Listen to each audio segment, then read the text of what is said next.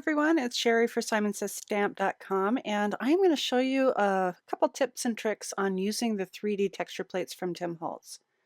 These are really deep etched plates and they leave just a really gorgeous relief pattern.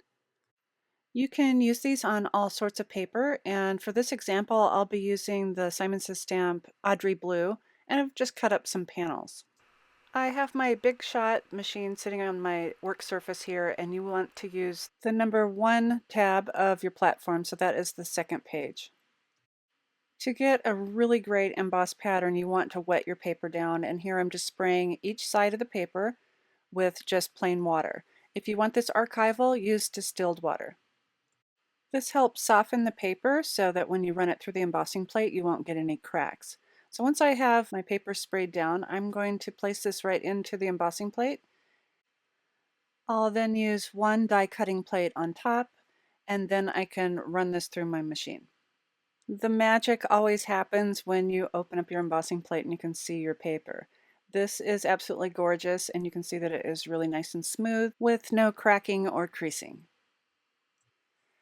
I have created a card doing a faux letterpress, and I have used the Simon Says Stamp clear ink on the embossing folder to get a little bit darker color on the debossed area.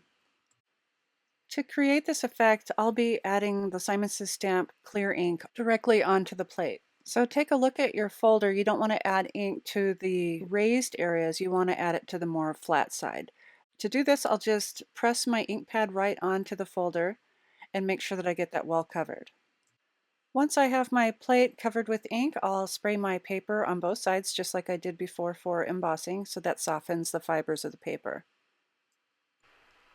And then I can put it into my folder, making sure not to move it around too much, close the folder, and I can run this through my machine.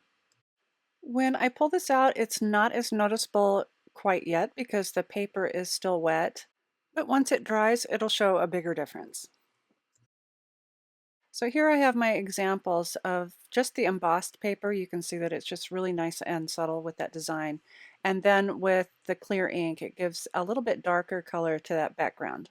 And if I put them side by side, you can see the difference from using the Simon Says Stamp clear ink, which is both a watermark ink and embossing ink.